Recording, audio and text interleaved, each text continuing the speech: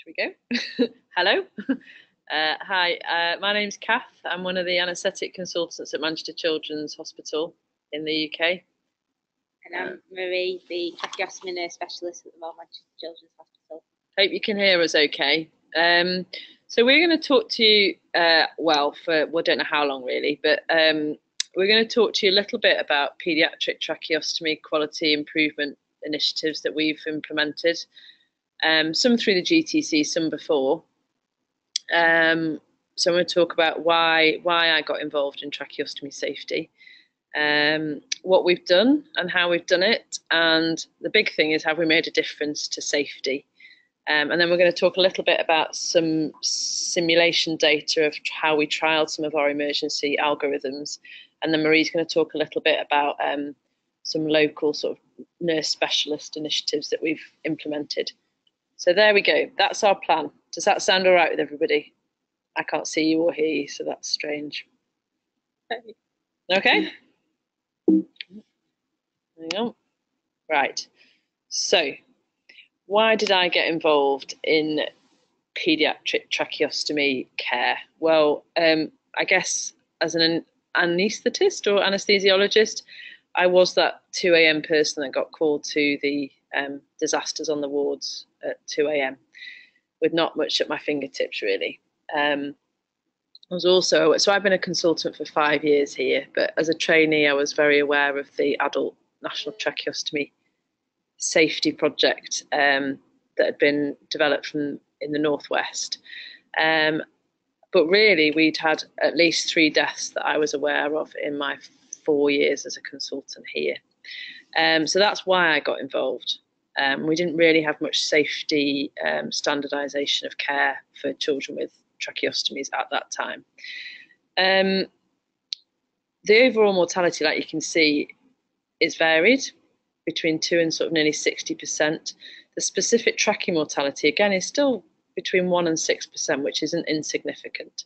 So we looked at the adult work that Brendan McGrath had done with the National Tracheostomy Safety Project and wondered if we had similar issues in children, which we obviously did. And those issues were really around lack of standardisation of equipment, poor education and training, lack of recognition of a tracheostomy problem, and no emergency algorithms. So that's where we were coming from. So in 2013, I'm going to say we as a hospital decided that we probably should do something about it. So we looked at our own local data looked at all our incidents that had been reported within a year and did a couple of point prevalence audits looking at staff confidence in looking after trachea emergencies in children on our wards. And the results were quite appalling, really. We had 54 incidents in a year, and nearly a quarter of them resulted in either moderate or severe harm, and 3 of them, can you move closer to Marie? Yes, sorry. We had 3 deaths in that year. 2 were in the community, but 1 was in hospital, and it was a preventable death. We also looked at the staff point prevalence and found that people were very underconfident in dealing with an emergency. A lot of the kit wasn't standardised. The tracheostomy boxes had random equipment in them, and our children were scattered throughout the hospital on all the different wards, so not cohorted together. So we developed a paediatric working party under the umbrella of the National Tracheostomy Safety Project with Brendan's support. And this really was a multidisciplinary group. So there was speech and language, physio, resus, nursing, respiratory, anaesthetics, ENT, and critical care. And we got all the stakeholder groups from around the country, and we had a meeting in Manchester where we thrashed out some emergency guidelines, and these are them. So we know from the adult work that when you turn up in an emergency at a child's bedside, often, well, in the UK anyway, I'm not sure this is the rest of the world over, but there's piles and piles of paper notes and you can't find anything of use. So we needed a bedhead sign with some pertinent information on. So we've developed a bedhead sign for all children with a tracheostomy. So I don't know if anyone's familiar with the adult work, but the adults split theirs into laryngectomy and non-laryngectomy patients. With children, obviously, they don't often have a laryngectomy, so we've gone for new tracheostomy and an established one. The new one being until your first tube change. They're essentially the same. I'll show you the other one in a second, but this just gives you information when you turn up in the middle of the night to a blocked tube and you've no idea really about the child. So it tells you who they are, what's in the neck, what suction to use, but most importantly, do they have an upper airway abnormality? Because I think the thing with tracheostomies is, and we know this from simulation work, that people become fixated on the neck when really it's all about oxygenation to the brain rather than replacing the tube in the neck. So often we can ventilate or oxygenate these children from the face. If we can't, we need to know that, and that has the information on the bedhead that will tell us to go straight for the neck. So that's our bedhead information. On the reverse of this is an emergency algorithm. The left-hand side shows what's on the reverse of the new one, and on the right-hand side of the screen is the established bedhead. The reason we split it into the reason the basic response is under the established is that we teach the parents this same algorithm, but just the basic response. And we do this with all our children and with all our families and carers. So I'm not going to go through the algorithm. If anybody wants me to, please just ask a question. I'm happy to talk about it. It's essentially basic life support with a tube change. And the difference, I don't know if there's adult people out there, but the difference between the children and the adult algorithm is the fact that we go for the neck to start with, because children have trachees for different reasons than adults. So we tend to go for, we go for a emergency tube change. We do the same size, half a size smaller. Some people advocate then going for a third tube change, threading a suction catheter into the stoma with a preloaded trachea tube. In Manchester, we don't teach that because we've never used it and we've no evidence that it's successful. So we go for the same size, half a size smaller, and if that doesn't work, we cover the stoma and we go for the face. If we know we've got a patent upper airway, if we haven't, then we cover the mouth and we try and ventilate over the stoma using a laryngeal mask or a face mask. But it's essentially basic life support with a tube change. That's our emergency algorithm. So we developed those in 2014, and it's taken us really until back end of 2015 to get them fully established nationally. Other interventions that we've done, we've appointed Marie. Marie's taken over from Christine, who was our previous tracheostomy nurse. We've tried to cohort patients to fewer wards, and by that we mean putting the tracheostomies on 1 or 2 wards. Now, it's slightly different in children to adults because they have a lot of other comorbidities. They might not necessarily be in for the tracheostomy, but we do try. So we've cut it down, haven't we, I would say, to 3 wards, and we used to have them scattered over 8 wards. So we are doing better. We've standardised our equipment. So all our we use the trachea boxes, the trachea case boxes, the blue ones. We've standardised what goes in them, and essentially suction catheter, same size tube, half size smaller, that's ready tied. That's it, isn't it? We've tried to cascade on nurse training, so identify 2 key trainers per ward that are then responsible for training their staff. Marie and Christine are really the crux of that.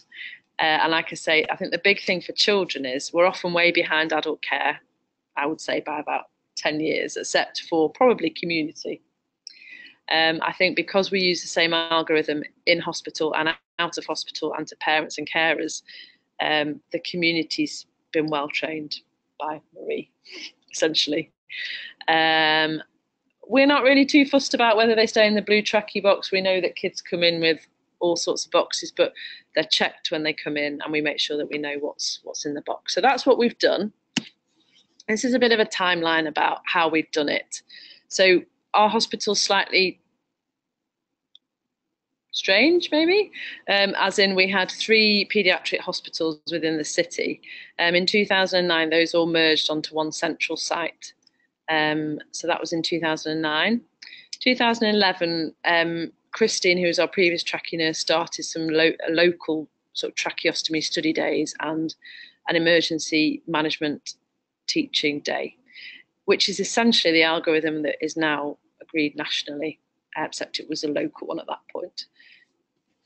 2013 was when I started, and that's when we created our local algorithm, which actually I learned quite a lot about, actually, because it's ended up being the national algorithm that we use, except it took 2 years, well, a year and a half really, to get everybody to see that that was probably the way we should go and use that algorithm. So I learned a lot about how to manage lots of different people and how to show people that it would work. So we used a variety of tools, so local training, workshops and simulation, really. And then we got Marie and Christine formally in 2000, back end of 13-14. They've been responsible really for the improvement in care. It's nothing really to do with me, to be honest. I was just kind of the driver, I guess.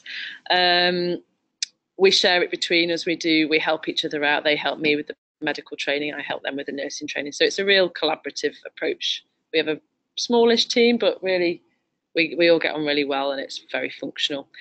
So 2014, like I say, that's when we had our formation of our National Tracheostomy Safety Project, Paediatric Working Party. And that's when we introduced the national guidelines for emergency management for children. So that's what we've done. But what we really wanted to know was, has it made any difference? Because you can do all these things, and then actually if you don't measure it, you don't really know if it's helped. So I painstakingly, with Matthew Bowler, who's a really good trainee of ours, trawled through 5 years of voluntary incident reports that were reported to our DATIX system. And what we looked at, primary outcome measure, was have we seen a change in the severity of harm as a result of our interventions? We also looked at, did we have a change in the theme of these incidents as a secondary outcome? And then we did some statistics, which I won't bore you with. We had 252 incidents over 5 years. 58 we excluded because they weren't actually related to trachees at all. So it left us with 194. We excluded another 66 because they were really just due to staffing numbers and weren't really relevant. So that left us 128 incidents to review. And this is what we've seen. And I think they're very honest results, to be fair. I think the most stark thing is that we've seen a reduction in harm from 2010 to 2015. We have had a slight rise, sort of 13 to 15, but only, I mean, it's minor, and it's not to pre-baseline. It's not to the baseline levels. We've seen an increase in the number of reports, which I think shows a better culture of reporting incidents at our institution. The number of incidents has reduced, but most importantly, the number of incidents as a percentage of our total institutional incidents has reduced. So overall, we've reduced the harm. We've improved, well, not we, but voluntary reporting has improved. So I think we have significantly made progress, and we haven't had any deaths, which is a bonus. Did we see any changes in theme? Well, we have actually. And what we've seen is obviously the most common things, as you would expect, are blocked and dislodged trachees. That's the pale blue block. That stayed pretty constant, really. But that stayed constant, and the actual harm has reduced, which really says that people are recognising that there's an issue with the tracheostomy and treating it appropriately, rather than people coming to harm, which is all good. And a real thing that came from our point prevalence audits was confidence in training. and that we've pretty much eliminated parental or staff training issues since we've started all our interventions. Equipment issues have again reduced, which is really good to see. Yeah, so I think overall the things that we've wanted to address we have, training, recognition of an issue and treating it appropriately. So I think we have a sustained trend in reduction in harm with a multifaceted improvement programme from sort of 60% to 20-odd%. It's similar to the adult work, again with similar interventions. We haven't really seen any other studies out there. Great Ormond Street have published a study the back end of last year that's quoted a reduced rate of accidental decannulation using an education programme, but we haven't seen any data from there about harm reduction or incident reduction, similar to a Glasgow study. We published this recently, so November 2017, it was in Clinical Otolaryngology, if anyone's interested. There are limitations to what we've done. It's single-centred, it's retrospective. We haven't really got a denominator because we didn't really know how many trachees we were doing, hence why the GTC has been useful for us. We joined the GTC in 2016, so only 18 months, if that, 18 months. We tried to join back in 2014, but due to our IT department, it proved very difficult, nigh impossible to be honest. And then I had mat leave for 8 months and came back. And anyway, we finally joined, but we've joined through the Improving Tracheostomy Care project that Brendan McGrath's running from South Manchester. But for us, you know, we've gained loads. We've got the database. We know our stoma problems, don't we, from the database. We've managed to address those. It's really the GTC for us has given us a denominator. We now know how many we do. We can now follow them up. Well, we hope to think that fewer of our children are lost to follow up. And it's really, I mean, Christine's the brains behind the technology stuff. She'll talk about how she's revamped our own local database from springboard from the GTC. And have things changed because we're looking at them? Probably, but I don't think that matters, to be honest. And are we seeing a reflection of incident reporting changing nationally? Well, I hope so, because that's only a good thing. So what are we going to carry on doing? Well, we're going to carry on with our ward rounds that we do. We've done those for nearly a year and a half now. No, a year and November 16. Yeah. We started. So we're going to collect our ward round data, and we're going to hopefully show that we've had further reductions in harm and further reductions in incidents. Obviously, we're part of the GTC now and the ITC project. Electronic patient tracking. So we do track our patients through our local. So basically, when our children get admitted, they go on something called Patient Track, which we can then flag we can put a tracheostomy flag on those, so that when any of us log in to Patient Track, we can see how many children have got a trachea and where they are, and if they're scoring on the early warning scores. So we look at that a couple of times a day at trainee handover. We hand over any problematic trachees to the anaesthetic trainees, because they're going to be the ones that are called to them in the middle of the night. It's now part of our basic mandatory life support for the trust, which is good. Yeah. And we're just going to watch and hopefully see our harm reduce further. So that's the first little bit.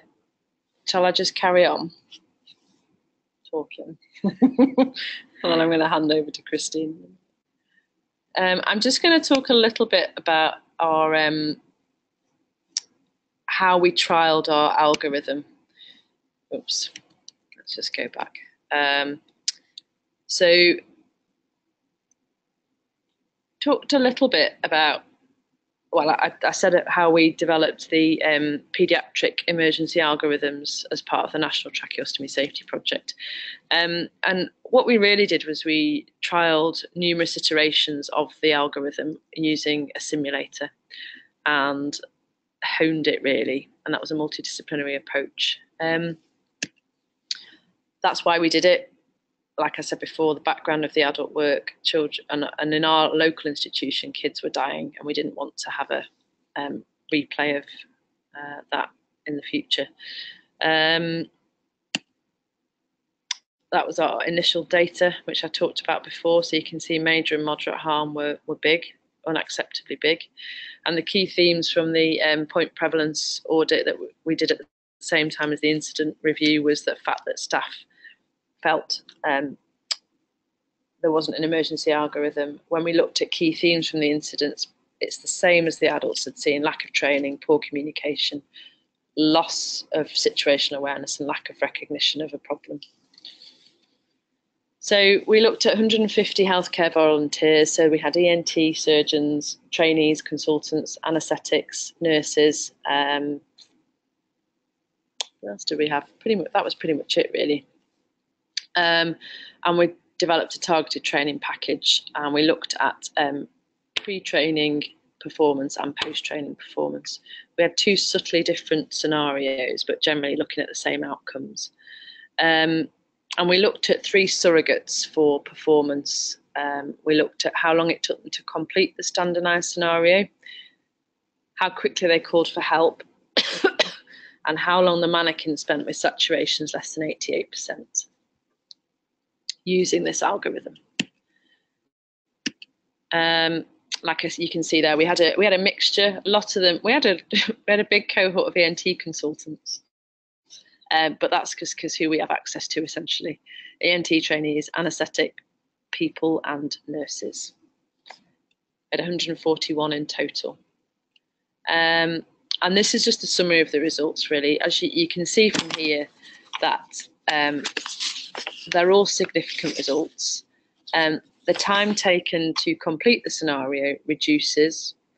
The time spent with SATs less than 88% reduces, and the time to call for help reduces as well, all significantly. And we thought that those were good surrogate markers to improve safety in an emergency. And this is just a graphical example. So the time to complete the scenario reduced by 139 seconds. Time spent with SATs less than 88% also reduced 204 seconds, and they called for help 116 seconds earlier, which is quite a lot of time when you think about it, actually. More people called for help after the algorithm training. It's a small study. Some people may argue that, was it the training? Was it the algorithm? I think I would argue that it probably doesn't matter which it was, whether it was a combination. What we don't know, and a lot of people, talk about Kirkpatrick.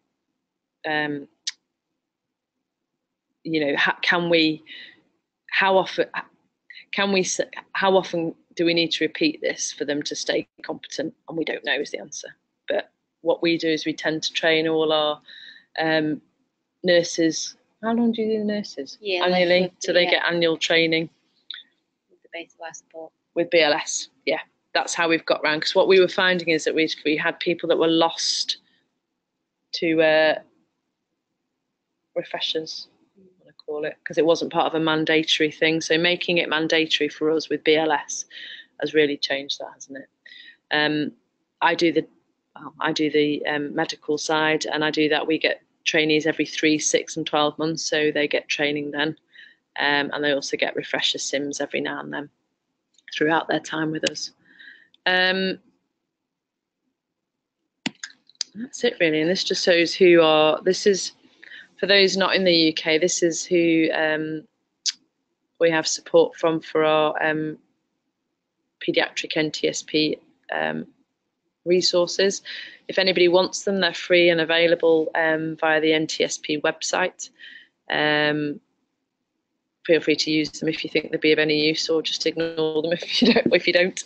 And that's it, really. This is for another day. I'm kind of looking at which groups improve the most, which is probably not for sharing today. I'm going to hand you over to Marie.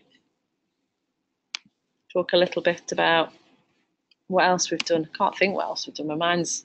I've talked too much. Marie's turn now. Right, so I've been in the role for the last just over 12 months. Previously it was Christine, who was a tracheostomy nurse for about 2 years before that.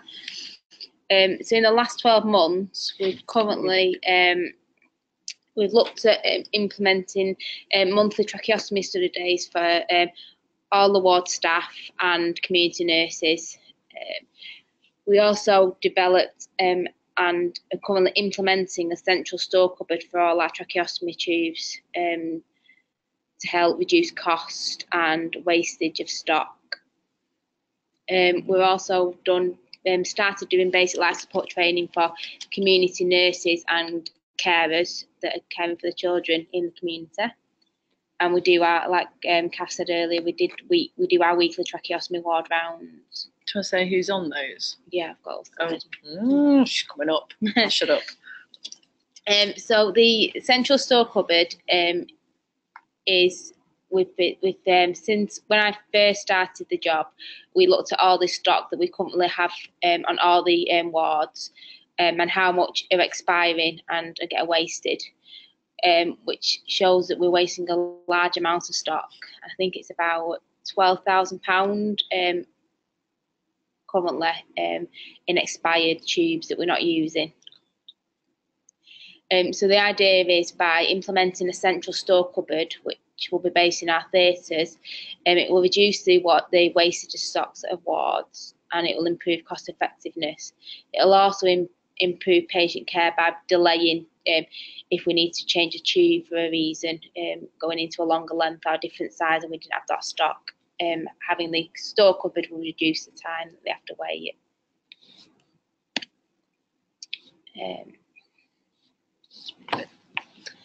So we also do monthly tracheostomy management study days. Oops, sorry. And these are aimed at paediatric nurses that are caring for children with tracheostomies. We initially started it with just hospital staff, and then we've advertised it to community staff, and by doing that we charge a fee and obviously get more income from community carers. We have expert speakers on the study day, some reps, speech and language, and our respiratory physios that talk about how to manage tracheostomies. We have our trainee advanced nurse practitioner on there as well, and we do emergency algorithm scenarios and stimulation. We do 3 different workshops throughout the day, which include tracheostomy tube changes and tapes, demonstration of suction, and the emergency algorithm.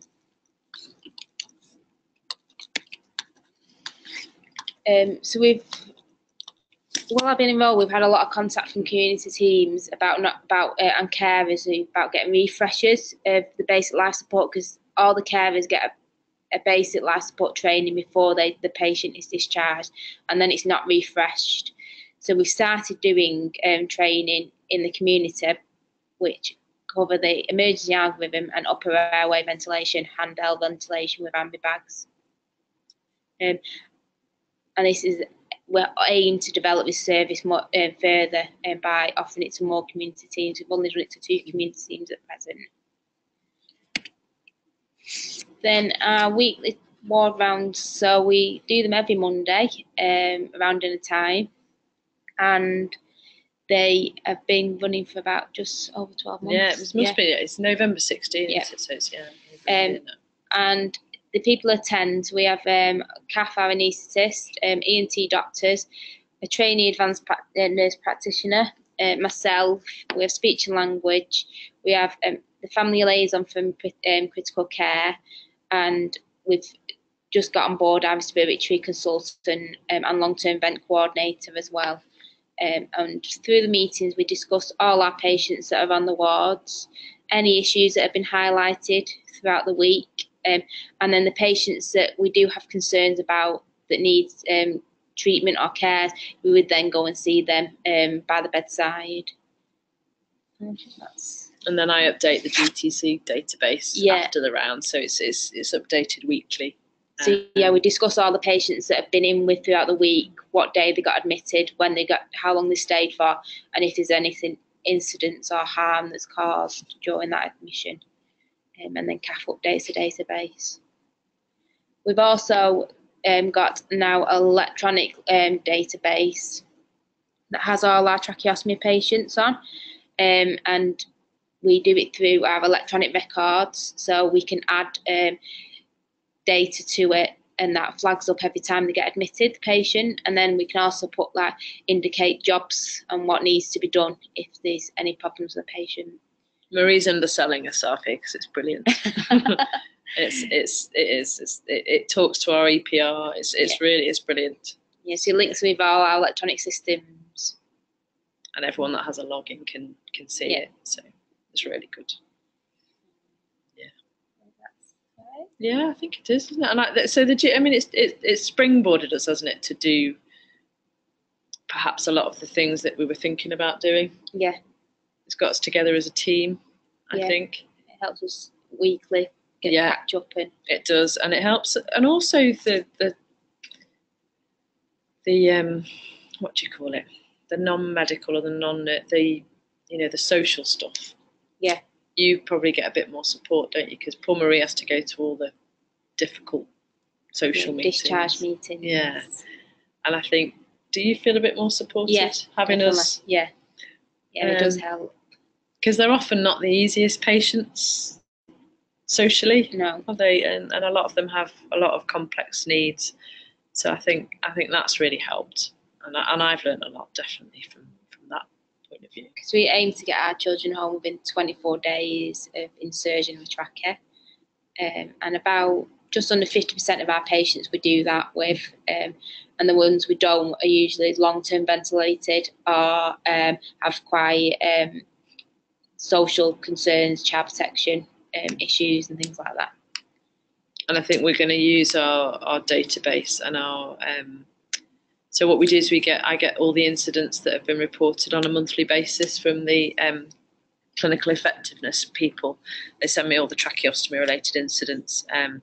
So hopefully we'll see a reduction in the incidents and the harm, and also we're going to hopefully see a reduction in our length of stay from new trachea to discharge. Who's that? Oh, it's Rebecca. Rebecca's online. Pull it over. We're just trying to read a question. Yes, that's great. Yeah, so Rebecca Howarth, who's our speech and language therapist, has just said, great as well to discuss upcoming admissions during the ward round so we can plan swallow reviews, which is, it is, isn't it? Yeah. Having Rebecca or Joe there who are speech and language, stuff that we don't know. Yeah. And, people are trying to feed inappropriate people, I would say, and I was really, so I went to Dallas to the GTC symposium, and I was quite astounded actually. There's some posters and a couple of talks about how many children actually have a gastrostomy.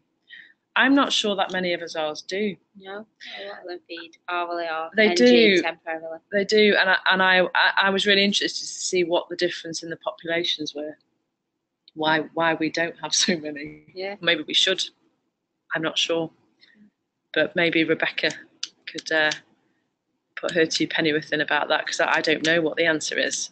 I know that Rebecca and Joe are run ragged, looking after the whole hospital essentially, and also we have neonates on site, so that's another issue for us really. Thanks, Tanis. Tanis, are you listening? Are you entering the GTC? Tanis says, are you entering the GTC mandatory data only, or do you do the expanded data points as well? Shall I write? Do I have to write as well here? Shall I write? The answer, right. Hayley, I don't know if you can hear me. Do you want me to write the answer, or shall I just say it? Talk. Brilliant. I'm no good at talking. Writing. So, Tanis, I've spent a lot of time putting the expanded data points in for the first 2/3 of our patients. And it took me quite a long time since I'm the data inputter at the moment. So the last 30, we've just put the mandatory data in as well. But I think for us, the real money is probably expanded data points. I did talk, we have got a few issues with the database for children. I know it has to cover everybody, but we struggle with some of the data points on the expanded data sets, which I could talk about another time. But yeah, I have tried to put in the expanded data points for the first lot. Yeah, hope that answers your question, Tanis. But I think from that expanded data set, we've got quite a lot of information about our blocked trachees and our decannulation rates. In fact, I downloaded a data report actually, and I think we have seen a reduction in our blocked trachees and our accidental decannulations, but we'll see.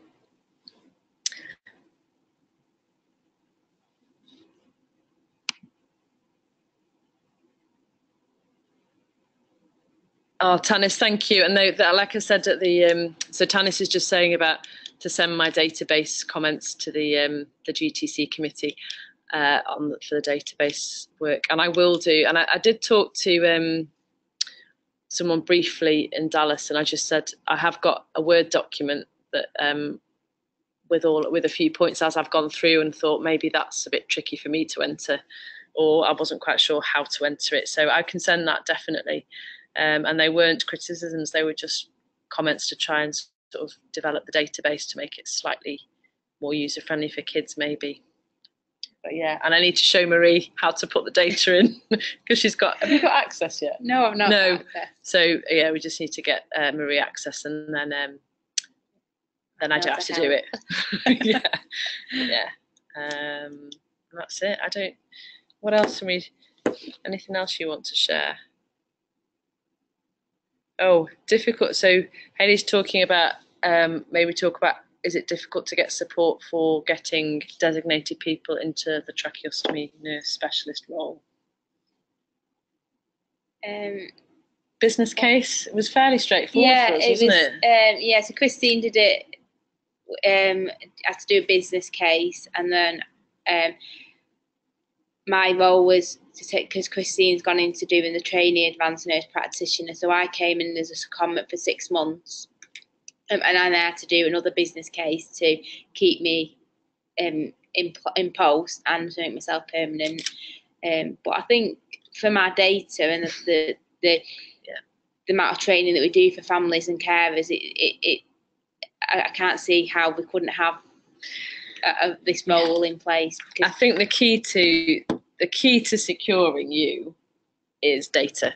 And I would say for anybody that's struggling to recruit a nurse specialist, get some data. Yeah. Get some incident data, get some length of stay data, get some training data, get some staff surveys about confidence in looking after tracheostomies. And that's where the money is. The way we did it initially, wasn't it? We had to, it was part funded to be a tongue tie. What was it? Yeah, I think it was initially they were going to do tongue tie clinics, and that was kind of just that was to fudge the money, basically. I don't know if anyone's listening that's from the management, but anyway, that was how I think we initially got the funding. But essentially, we just kept looking at our data and showing that Christine and Marie have improved care, decreased cost. We've reduced our length of stay by having a tracheostomy specialist. Yeah, definitely. I think it was. Yeah. And at the moment, our ward round time isn't. More questions. Sorry, we're being stupid. Oh yeah, James. Hi, James. I was just going to say a little bit about our ward round. So at the moment, we do that in our own time. Well, I certainly do. Mine isn't job planned for the ward round for an hour or wherever we are. But again, now we've got data, and we can look at stoma care, we can look at harm, we can look at incidents. If anybody said you can't, we'd have evidence to say, okay, well, you could job plan that as an hour of time for X, Y, and Z. So I think you need data. James Lynch, what are your future plans for improvement, Kath? Well, we just want to try and keep going, really, James. What do you want to do? You answer. I think the store cupboard, we want to implement that because it's still, we're hoping to launch that in April. We're looking at improving changing our tapes to help skin. Oh yeah. And keeping and pressure sores around. So we're looking at changing those products. Tell you the other thing we're going to do. Now we've got the database, the GTC and our local one. We are going to scope all our kids annually. Yeah. Because that's what we hadn't been doing. So a lot of our children got lost to follow up. I've had three children in the last 12 months that have had a tiny trachea in, that have been on a long-term vent that the people have just been upping the pressures on in the community. And it's a hurricane. They came in for some other surgery. And I was saying, this is like a hurricane by this bed. Oh yeah, we've had to increase the pressures on the vent. Turns out they don't actually need the vent anymore.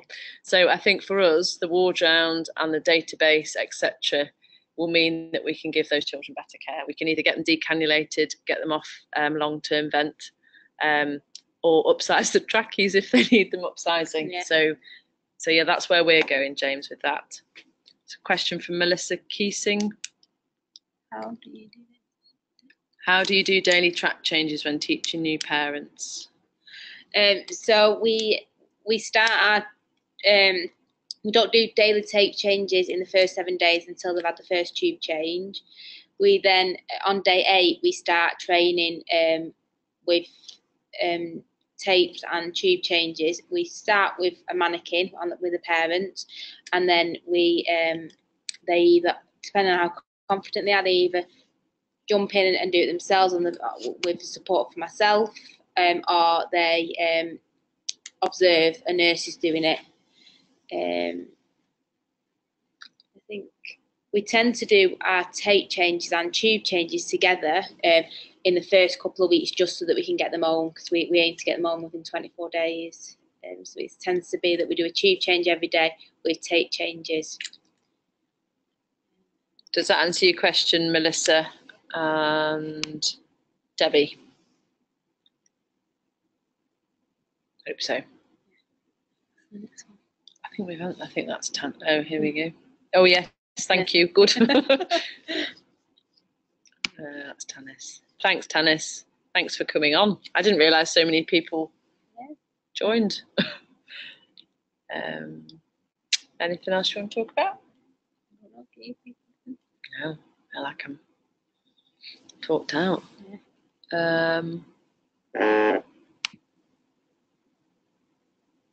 Yeah, I don't think I've got anything else to say. No. Have you? No. Does anyone else want to ask us anything about any of the things we've talked about? Like I say, if anybody, in fact, James, I'm going to say, what else are we going to do? I'm going to do some new e-learning modules for paediatric tracheostomies. Not we are going to do some new e-learning modules for the e-learning for health. We have got some that we use for the Advanced Life Support Training Group course, but they need revamping. So we're going to team up with, we're going to keep it under the Paediatric NTSP, but we're going to share, I'm going to put share in inverted commas stuff with GOS, us, Birmingham, and whoever else wants to join in, and do some more up-to-date videos with Marie doing all the good stuff that she does. Yeah, that's pretty much it.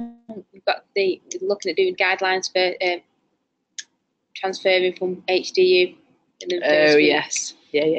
Yeah. So the children currently stay on critical care for the first week until they've had the tube change. We're now looking at putting in guidelines to get them off critical care sooner onto the wards. Like Birmingham. I don't know if anyone from Birmingham's online, but we basically they'll be similar, won't they? to the Birmingham. So looking at whether you're high risk, moderate risk, or low risk depends on where you go after your tracheostomy. Whether you go to ICU, HDU, or back to a safe ward. They exist, yeah. So yeah, I don't think I've got anything else to say. So all I'd say is just join, because it's good and the database is good. The community is good. It's very collaborative. I feel like it's very collaborative, and I'm only peripherally involved in the GTC. It's really good to share ideas. There's loads of ideas I took from the meeting in Dallas that I'm going to look into. For instance, a lot of people do polysomnography for decannulation for children. We don't. No. We do sleep studies at best, but I'm definitely going to look at that. And again, looking at our sort of speech and language and our nutrition, I suppose. Yeah, I think that's it from me. Yeah. A bit from you? Yeah. Okay. We're going to sign off now, if I know how to do it. And there we go. Oh no.